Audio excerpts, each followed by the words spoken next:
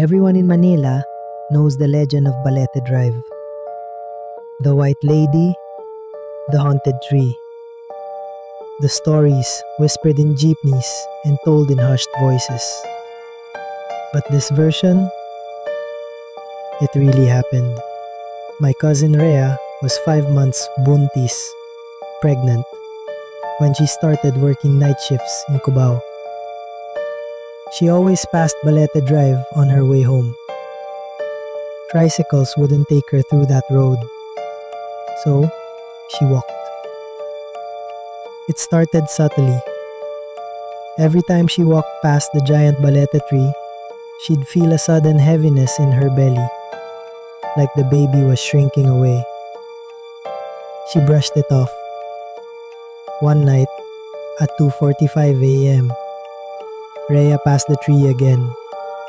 This time, she saw an old woman sitting underneath it, barefoot, long gray hair covering her face, whispering in Tagalog, "Hindi yan para sa'yo." Rhea froze. She looked around. No one. When she looked back, the woman was gone. She rushed home and locked herself in. But that night, her baby stopped kicking. Doctors couldn't explain it. The heartbeat was fine, but the baby wouldn't move. Then came the dreams.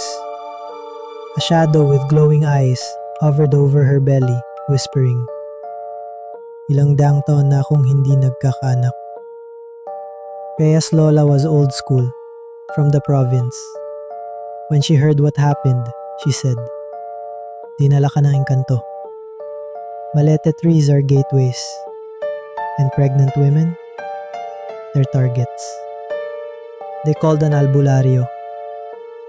He placed salt around Rhea's bed, a red thread on her wrist, and a balisong under her pillow. That night, Rhea dreamed again. But this time, the shadow screamed and vanished in smoke.